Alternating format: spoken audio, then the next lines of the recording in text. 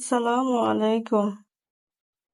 আজকে আমি আপনার সাথে শেয়ার করব দেশি কলা দিয়ে দুধের লাচ্ছি। এখানে একদম ফ্রেশ দেশি কলা নিয়েছি, সাগর কলা, আর 5 থেকে 6টা খেজুরের বিচি ফেলে দুধে আমি ভিজিয়ে রেখেছিলাম 10 থেকে 15 মিনিট, যাতে খেজুরটা নরম হয়। তার জন্য এখানে আমি আজকে খেজুর দিয়ে লাচ্ছি বানাবো এবং দেশি সাগর কলা দিয়ে দুধের লাচ্ছি তৈরি করবো। তো প্রথমে আমি দুধের লাচ্ছিটা তৈরি করছি। সাগর কলা দিয়ে টুকরো করে কেটে নিলাম।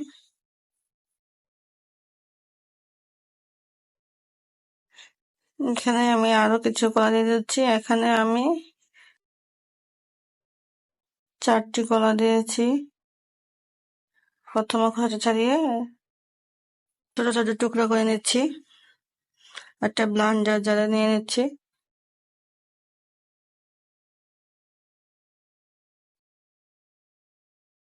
দেখতে পাচ্ছেন সাইজগুলো কলার, ঠিক এরকম ছোট ছোট টুকরো করে নেবেন।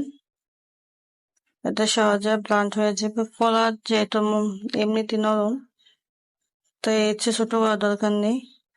তারপর দিচ্ছি চিনি।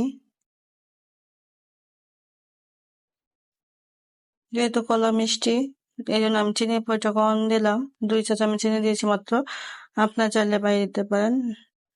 দিয়ে দিচ্ছি লিকুইড দুধ। এখানে আমি লিকুইড জাল করা দুধটাকে আমি জাল করে ঠান্ডা করে নিয়েছি আগেই। তারপর 2 গ্লাস দুধ দিয়ে দিলাম। এখন এটাকে আমি ব্লেন্ড করে নেব।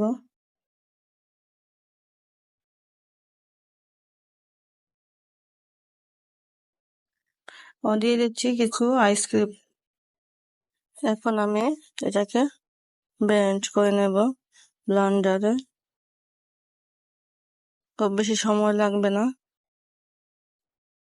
30-40 সেকেন্ড করলেই হয়ে যাবে। এই তো হয়ে গেল আমার ঠান্ডা ঠান্ডা সাগর কলা দিয়ে দুধের লাচ্ছি।